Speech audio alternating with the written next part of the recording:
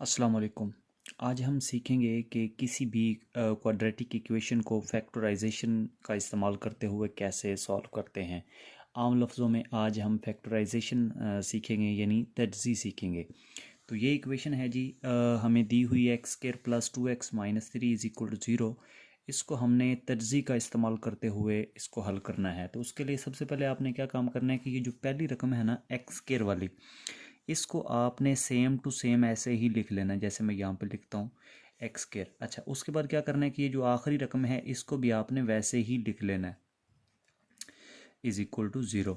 अब बीच में हमने दो रकमें लिखनी हैं। वो दो रकमें कौन सी हैं वो हम बाद में देखते हैं। पहले हमने क्या काम करना है कि ये जो पहले वाली रकम है ना एक्स स्क्वायर, इसको इस आखिरी रकम यानी -3 के साथ ज़रब लगाना है। तो जब अब -3 को एक्स स्क्वायर के साथ ज़रब लगाएंगे तो हमारे पास आएगा -3x²। तो इसको हम अलग से यहाँ लिख लेते हैं। यूँ समझ लें कि ये हमारा टारगेट है। क्या है ये? टारगेट। ठीक है। क्या काम किया हमने कि शुरू वाली रकम और आखिरी रकम को ज़रब किया और हमारे पास ये -3x² आ गया। बेसिकली ये टारगेट हमने बनाया क्यों है? यहाँ वाली दो रकमें तलाश करने के लिए। ठीक है। अच्छा, जब ये हमारे पास टारगेट आ जाएगा -3x², उसके बाद हमने क्या काम करना है? हमने हमारे पास जितनी भी गिनती है एक से लेके इन्फिनिटी तक, हमने दो ऐसी रकमें तलाश करनी हैं जिनको जब हम ज़रब लगाएं तो जवाब ये आना चाहिए -3। क्या जवाब आना चाहिए? -3। ठीक है। लाइक अगर यहाँ पे 6 होता तो हमारे पास दो रकमें होनी थी 2 और 3, यानी 2 और 3 को जब हम ज़रब लगाते तो हमारे पास 6 हो जाना था। ठीक है। इसी तरह अगर हमारे पास 9 होता, इधर 3 की बजाय हमारे पास क्या होता? 9 होता। तो 9 जो है वो किन दो रकमों को ज़रब लगाने से आता है? 3 × 3, यानी 3 को 3 के साथ ज़रब लगाएं तो हमारे पास 9 आता है। इसी तरह अगर यहाँ पे 12 होता तो फिर हमारे पास जोड़ा कौन सा बनना था? फिर हमारे पास काफ़ी जोड़े बन जाने थे, यानी 3 को 4 के साथ ज़रब हम लगाते तब भी 12 आ जाना था, और 6 को 2 के साथ ज़रब लगाते तब भी 12 आ जाना था। ठीक है। तो सूटेबल जोड़ा जो है वो हम फिक्स कर लेते हैं। अब चूंकि हमारे पास इनमें से कोई भी रकम नहीं है, हमारे पास है -3। तो -3 जो है वो कैसे आएगा? अच्छा, एक तरीका है -3 लेके आने का। अगर हम 3 को 1 के साथ ज़रब लगा दें, यानी 3 को 1 के साथ ज़रब लगाएं तो 3 ज़रब 1 कितना आएगा? 3 ही आ जाएगा। तो इसलिए हम कहेंगे ये हमारे पास जो है ना जोड़ा हमने यूज़ करना है 3 का और 1 का। तो आपने यहाँ 3 लिख लेना है और यहाँ आपने 1 लिख लेना है। ठीक है। और इन दोनों के साथ वो वेरिएबल आपने यूज़ करना है जो यहाँ वाली रकम के साथ हो, 2 के साथ हो। ठीक है। जैसे यहाँ पे x है तो यहाँ पे भी x आ जाएगा, और इधर x है तो यहाँ पे भी हम x ही लगाएंगे।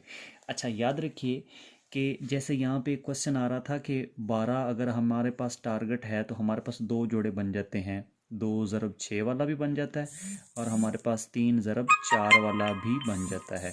तो हमने यहाँ से सूटेबल जोड़ा कैसे सेलेक्ट करना है, ये डिसाइड करेगी ये वाली रकम जो बीच में दी हुई है। यानी हमने वो वाला जोड़ा लेना है जिसको ज़रब लगाएं तो ये आए और जमा या माइनस करें तो ये बीच वाली रकम बननी चाहिए। ठीक है। तो अब यहाँ पे अगर देखा जाए तो हमारे पास 3 था, -3 था, तो हमारे पास जोड़ा आया 3 और 1 का। ठीक है। अच्छा, इसी तरह अब हमने चूंकि इनको जमा माइनस करके ये भी चेक करना है क्या 2 आता है या नहीं। तो 2 कैसे आएगा? देखें, 2 ये जो हमारे पास 3 आया है, 3 और 1 को अगर हम जमा कर दें तो हमारे पास तो 4 आ जाएगा। ठीक है। तो यहाँ पे तो 4 नहीं है, इधर 2 है। यहाँ हमें 2 लेके आना है। अगर हम 3 में से 1 को माइनस कर दें तो हमारे पास यहाँ पे क्या आ जाएगा?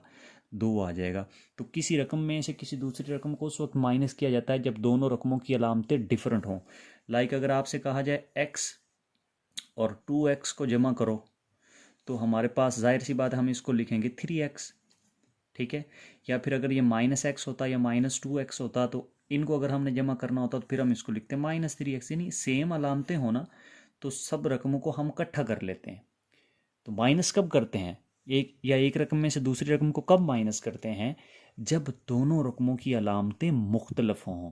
जैसे यहाँ पे 3x है, इधर अलामत प्लस की होगी और यहाँ जो 1 होगा इधर माइनस की होगी, या फिर यूँ समझ लो कि 3 के साथ माइनस होगा और यहाँ पे क्या होगा, प्लस होगा। अब हमने 3 के साथ क्या लगाना है, प्लस लगाना है या माइनस लगाना है, ये डिसाइड करेगी ये वाली अलामत जो यहाँ पे लगी हुई है।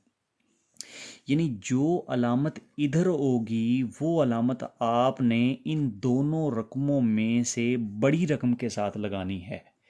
ये वाली अलामत आपने इन दोनों रकमों में से बड़ी रकम के साथ लगानी है। तो बड़ी रकम 3 है या 1 है, डेफिनेटली 3 है, तो 3 के साथ हम प्लस लगाएंगे और दूसरी के साथ हमने माइनस लगाना है। तो ये यूं समझ लें हमारी फैक्टराइजेशन होगी। आम लफ्ज़ों में यहाँ पे जो 1 होता है ये लिखा नहीं जाता, इसलिए मैं अगले स्टेप में इसको सेम टू सेम वैसे ही लिख रहा हूँ, x square plus 3x minus, अब चूंकि 1 ये लिखा नहीं जाता इसलिए हम सिंपल इसको x लिख लेते हैं, -3 इज इक्वल टू 0। अच्छा, अब ये वाली जो दो रकमें हैं इनमें से हमने कॉमन लेना है और ये जो दो रकमें हैं इनमें से हमने कॉमन लेना है। तो इन दो रकमों में अगर देखा जाए ना तो x कॉमन है, तो x को हम कॉमन लेंगे, हमारे पास यहाँ पे क्या बचेगा, x बचेगा। कॉमन का बेसिकली मतलब ये होता है कि जो चीज़ आप कॉमन ले रहे होते हैं ना वो इन सब रकमों के ऊपर डिवाइड होती है। जैसे x कॉमन ले रहे हो तो x स्क्वायर को x के ऊपर जब डिवाइड करेंगे तो x बचेगा। इसी तरह +3 को हम x के ऊपर डिवाइड करेंगे तो हमारे पास सिर्फ 3 बचेगा, यानी x हमने कॉमन ले लिया। ठीक है। अच्छा, अब यहाँ पे कुछ ऐसा सीन होना चाहिए कि वो रकम आप कॉमन लें कि जो बाकी ब्रैकेट में बचे वो बिल्कुल इस जैसी ही हो।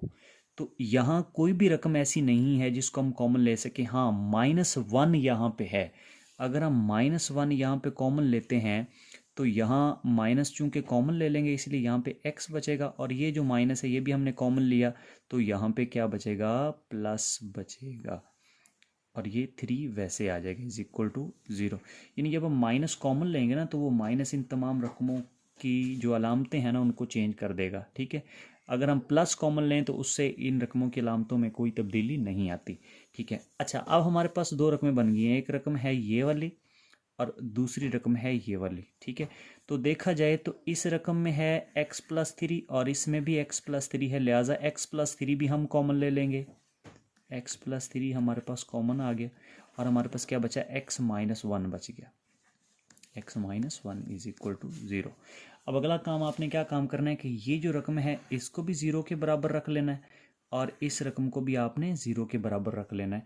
तो मैं इनको अलग अलग यहाँ पे कर लेता हूँ, x+3 इज इक्वल टू 0 और x-3 इज इक्वल टू 0, यानी एक दफ़ा इसको 0 के बराबर रख लिया और एक दफ़ा इसको 0 के बराबर। अच्छा, अब यहाँ पे देखें तो x इधर अकेला बचाएंगे हम, 3 इधर प्लस में दूसरी साइड पे जाके माइनस में हो जाएगा, और इसमें देखें तो x ये जो 1 है इधर माइनस में है, दूसरी साइड पे जाके प्लस में हो जाएगा। तो x के हमारे पास दो आंसर आ चुके हैं, इनको हम यूँ लिखेंगे, -3 पहले ये वाला आंसर लिख लेंगे, उसके बाद ये वाला हम लिखेंगे और फिर इसको छोटी ब्रैकेट के अंदर बंद कर देंगे। तो ये हमारी इक्वेशन जो है वो सॉल्व हो चुकी है बाय फैक्टराइजेशन।